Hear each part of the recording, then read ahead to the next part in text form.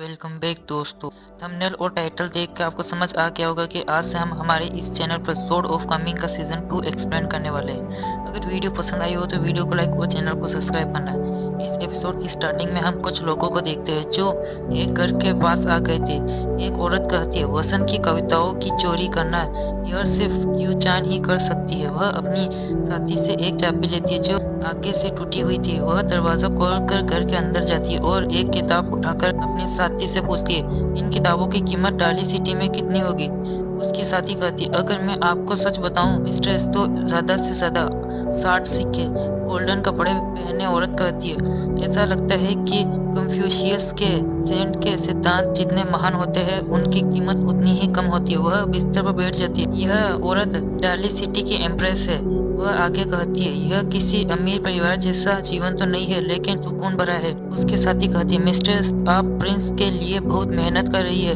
आप उनके मन और शरीर को मजबूत बना रही है। एम्प्रेस कहती है यह बात थोड़ी बनावटी लग रही है। वास्तव में जो बच्चा दुख झेल रहा है वह बगल वाला अनाथ है। मेरे मुंह को तो दुख का मतलब भी नहीं पता। वह एक किताब अपने सर्वेंट से लेकर उसके पन्ने से एक तालिस्मान बाहर निकाल कर कहती है मुझे याद है इसमें एक दिलचस्प जादू है। वह तालिस्मान एक्टिवेट करते हुए कहती है आकाश और पृथ्वी जुड़े हुए हैं, पर्वत और दीवार एक साथ है, फूलों की तरह कोमल, कागज की तरह पतले, मेरी उंगली एक तलवार की तरह। तेजी से दरवाजा खोलो, 3 पहाड़ों के 9 कोर्स की आज्ञा से जाओ। तालिस्मान उड़ते हुए सामने की दीवार पर एक पोर्टल खोल देते हैं। एम्प्रेस कहती है इंटरेस्टिंग, इस किताब में लिखे मैजिक और आज के टाइम के मैजिक में काफी अंतर। वह दूसरी तरफ चली जाती जहाँ एक और कमरा था। वह कहती है सानशान जियो होंग आखिर है कौन। वह चलते हुए एक टेबल के पास जाती है जहाँ मेमोरियल टेबलेट्स रखे हुए थे। वह कहती है कुछ लोगों की किस्मत बहुत अच्छी होती है, वे चाहे जितनी भी मुसीबत में हो अंत में सुखी रहते हैं, लेकिन कुछ लोग नीच पैदा होते हैं जिनकी किस्मत सिर्फ और सिर्फ दुख भोगना है।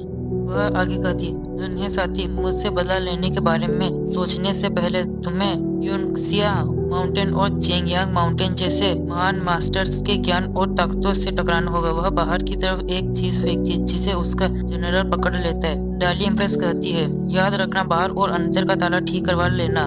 वह बाहर जाकर किताब को खोलकर कुछ मंत्र बोलती है और आसपास का पूरा सीन बदल जाता है। आसपास बारिश होने लगती है। पास ही चैनपिंग का बचपन दिखाया जाता है जब वह मुंह की गर्दन को दबाते हुए कहते तुम्हारी वजह से मैंने अपनी माँ से किया वादा तोड़ दिया। यह सुनकर डाली इम्प्रेस हंसते हुए कहती तुम जैसे नीचे इंसान का वादा टूटने की भला क्या कीमत होगी। तभी उसकी नजर साइड में खड़े आदमी पर जाती है जिसे देखकर वह हैरान रह जाती है। वह आदमी देखता है कि चेनपिंग ने मुंह की गर्दन को छोड़ दिया है। वो आगे आने लगता है लेकिन मुंह को जिंदा देखकर वह वहां से चला जाता है। यह देखकर डार्ली एम्प्रेस ने गुस्से में अपनी मुट्ठी बींच ली। उसके अंदर से डार्क ऑरा बाहर निकलने लगा। वह गुस्से में कहती सबको मारना होगा। वह यह कहकर इस इल्यूजन को तोड़ देती है। जनरल वांग आगे आते हैं लेकिन डार्ली एम्प्रेस के साथ उसे रोक देती है। डार्ली एम्प्रेस कहती क्या जनरल वांग को लगता है कि कुछ गलत हुआ है। जनरल वांग कहते हालांकि मुझे इसके पीछे की और गहरी बातों का पता नहीं है लेकिन इतना खून खराबा मुझे बिल्कुल सही नहीं लगता। डाली इम्प्रेस हंसते हुए कहती है इसमें कोई शक नहीं कि तुम वांग डायनेस्टी के सबसे बहादुर योद्धा वांग यीफू हो। एक एट रियलम योद्धा की बातें वाकई दमदार होती है। डाली इम्प्रेस के साथ ही अपनी स्वॉर्ड बाहर निकाल लेती है जिससे टेरिफाइंग ऑरा बाहर निकलने लगता है। डाली इम्प्रेस उससे शांत करवाते हुए कहती है जनरल वांग एक समझदार इंसान है।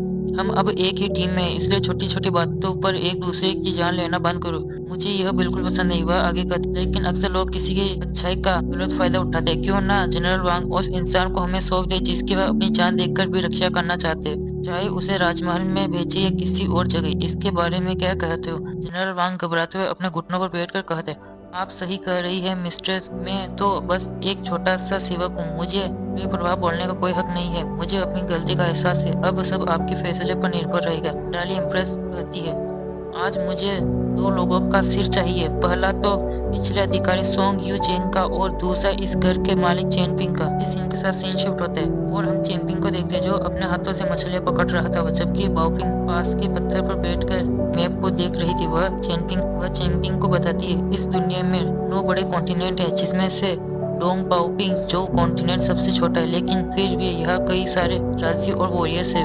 वह मैप को देख कर कहती है यहाँ से साउथ की तरफ टाइफो रिवर से होते हुए उंगजू टाउन तक जाएंगे जहाँ से हम पानी के रास्ते आसानी से सफर कर सकते हैं। यह सुनते हुए चेनपिंग एक और मछली पकड़ लेता है। बाओपिंग जल्दी से कहती है। वह मछली बास्केट से निकल गई। चेनपिंग उसे पकड़ता है और सीन उसके आग सेकने पर शिफ्ट होता है। बाओपिंग कहती है, क्या तुम मुझे मछलियाँ पकड़ना सिखाओगे? और बाकी के सारे काम पिंग कहते हैं, रहने दो, ये सब मैं ही कर लूंगा। मैं तुम्हारा ख्याल रखने के लिए ही उसे सानिया एकेडमी ले जा रहा हूँ। बाओपिंग कहती है, मेरे मास्टर ने कहा था कि सफर करते वक्त किताबें पढ़ना और आसपास की दुनिया को देखना दोनों जरूरी होता है। अगर ऐसा ना करो तो इंसान अपना रास्ता भटक जाता है। चेनपिंग कहता है, अच्छा, अगर आगे बांस का जंगल हो तो मैं तुम्हारे लिए एक सुंदर बेम्बू केस बनाऊंगा जिसमें तुम अपनी किताबें रख सको। यह सुनकर बाओपिंग की खुशी का ठिकाना नहीं रहा। चेनपिंग उसे आगे कहता है, हाँ बिल्कुल सच, यह सफर काफी लंबा है। रास्ते में बांस के जंगल जरूर मिलेंगे, शायद वही तुम्हें अच्छे पहाड़ और गहरी नदियाँ भी मिल जाए जिनकी बातें मास्टर लियो जियांग करते थे। चेनपिंग सीरियस होकर कहता है, बाओपिंग, अगर फ्यूचर में मेरे साथ कुछ हो जाए और वह उसके साथ ना रहे तो डरना मत। वो पहाड़ भले ही दूर दिखाई देते हैं, लेकिन अगर तुम हिम्मत ना हारो और बस यह सोचो कि किसी भी हालत में पहाड़ से नीचे उतरना है तो तुम जरूर नीचे पहुंच जाओगे। बाओपिंग उसे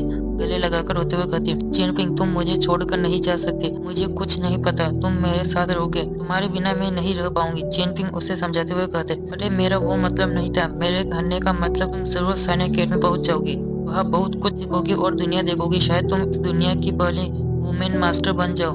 बाओपिंग अपने आंसू पोंछकर चेनपिंग से पूछती, ये तुम्हारे बालों में हेयरपिन किसकी है? कहीं ये तुम्हें मास्टर जियांग ने तो नहीं दिया? चेनपिंग कहते हैं, हाँ, यह पहले उनके मास्टर ने उन्हें दी थी और उन्होंने मुझे दे दिया। बाओपिंग कहती है, अच्छा, तो इसका मतलब हुआ कि आप मेरे मार्शल अंकल हुए। अब से मैं आपको मार्शल अंकल कहूंगी। चेनपिंग को उसकी बातें समझ नहीं आ रही थी। बाओपिंग उसे समझाते हुए कहती, ताकि अगर तुम मुझे छोड़कर जाने से पहले ये सोचो कि तुम मेरे प्यारे मार्शल अंकल हो तो तुम्हारा मन बदल जाएगा और फिर तुम मुझे छोड़कर नहीं जाओगे। चेनपिंग उसकी ऐसी बातें सुनकर मुस्कुराने लगता है। वह उसे से कहता है, ठीक है, मैं वादा करता हूँ, मैं तुम्हें कभी भी छोड़कर नहीं जाऊंगा। उससे पहले तुम मुझे मार्शल अंकल कहना बंद करो, क्योंकि तुम्हारी बातें सुनकर मुझे ऐसा लग रहा है कि मैं अभी से 60 साल का बुढ़ा हो गया हूँ। अगर तुमने मुझे फिर से मार्शल अंकल बोला तो बेम्बू केस को भूल जाना। यह सुनकर बाओपिंग पैर पटकते हुए रोने लगती। पास की झाड़ियों में दो लोग छुप छुप कर उनको देख रहे थे। लड़की कहती है, यह लड़का हमारी मिस के साथ इतना कैसे घुल मिल सकता है? ये दोनों लोग बाओपिंग की फैमिली से है। इन शिफ्ट होता है। हम मिस रुआन शिव को देखते हैं जो एक पन्ने पर लिखते हुए कहती है, चेनपिंग, तुम्हारे घर का ताला किसी ने तोड़ दिया, लेकिन मैं उसका पता लगाकर ही रहूंगी। वह एक क्रिस्टल स्टोन को घुमाते हुए कहती, पिताजी ने चेनपिंग के लिए सोर्ड कल्टीवेटर को चुना है। क्या वो वाकई इस काम के लायक है भी या नहीं?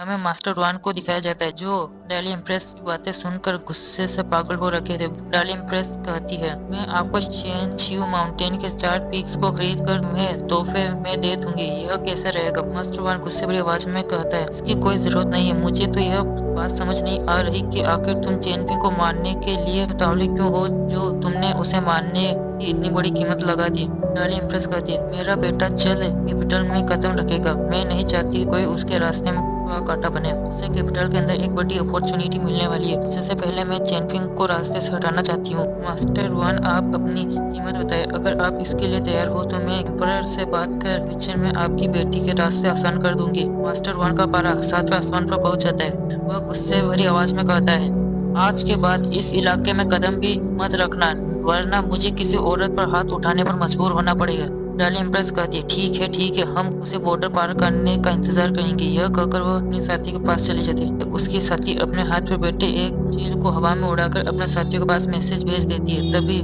मास्टर रुआन को किसी के आने की भनक लग जाती है। वे अपनी जगह से तुरंत उस इंसान के पास चले जाते हैं। सीन शिफ्ट होता है। चेनपिंग नदी के पास ट्रेनिंग कर रहा था और ली फैमिली के मेंबर्स उस पर अभी भी नजर रख रहे थे। इसमें लड़की का नाम जूलू है और उसके पिता का नाम जू ही है। जूलू कहती है, पिताजी, और कितनी देर तक पीछा करना होगा? उसका पिता उसे चुप कराकर कहते, वो खुद नहीं चाहती कि हम उसका पीछा करें, हमें सिर्फ सही मौके का इंतजार करना होगा। जूही उसे देख कर कहता है, क्या हुआ, अभी भी बुरा लग रहा है? क्या तुम भूल गई कि उसने तुम्हें कैसी सीख दी? यह सुनकर उसे अपना पास्ट याद आ गया। वह गुस्से में खड़ी होती हुई कहती है, तो क्या हुआ? मैं तो मार्शल आर्ट के 2nd लेवल पर हूँ। अगर उस दिन आपने मुझे अपनी पावर्स इस्तेमाल करने से नहीं रोका होता। यह कहते हैं मास्टर जूही उसे पकड़कर नीचे बैठा देते। जूलू बात पूरी करते हुए कहती है, तो मैं उसे एक हाथ से हरा देती। जूही कहते हैं, वह लड़का भले ही ताकत के मामले में कम हो, लेकिन उसकी फाउंडेशन तुमसे कहीं ज्यादा मजबूत है। अगर सिर्फ एक मामूली मुकाबला न होता तो तुम उसे कभी नहीं हरा पाती। और याद करो, उसने तुम्हारी मदद भी की थी। अगर मैं उसकी जगह होता तो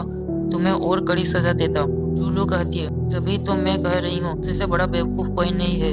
जूही कहता है, हमारे सेकंड मास्टर ने कहा था कि काइंड लोग ज्यादा दिन तक सरवाइव नहीं कर सकते। जूही की कमर पर लटकी बेल बजने लगती है, जिससे वह समझ गए कि कुछ गड़बड़ है। वह सामने देखते हैं जहाँ चारों तरफ सफेद धुंध छा जाती है। बाओपिंग यह देखकर डर जाती है और चेनपिंग अपने बैग से एक खंजर निकाल लेता है। बाओपिंग डरते हुए कहती, मार्शल अंकल, मैंने किताबों में पढ़ा है कि इस दुनिया में कई जीव जंतु और डीमन रहते हैं जो लोगों को खा जाते हैं, खासकर पढ़ाई करने वालों को। उनका टेस्ट उन्हें ज्यादा पसंद आता है। चेनपिंग उसी से कहता है, आखिर तुम किस तरह की किताबें पढ़ने लगी जो तुम्हारे दिमाग में इससे बातें चल रही है।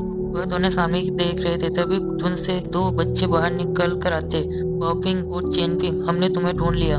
वाओपिंग उन्हें देखकर कहती है, ली हुआ, ली शोई, लोग यहाँ कैसे? ली शोई कहता है, हमने फैसला कर लिया, हम भी तुम्हारे साथ अकेडमी चलेंगे। उन्हें भी पीछे से आवाज आती है। वे डर के मारे चेनपिंग के पीछे छिप जाते। चेनपिंग कहता है, कौन है? सामने आओ। धुंध के अंदर से आवाज आती, तुम चेनपिंग हो ना? इसी के साथ सीन शिफ्ट होता है। हम कुछ असासन को देखते हैं जो चेनपिंग और उनके साथियों का पीछा कर रहे थे।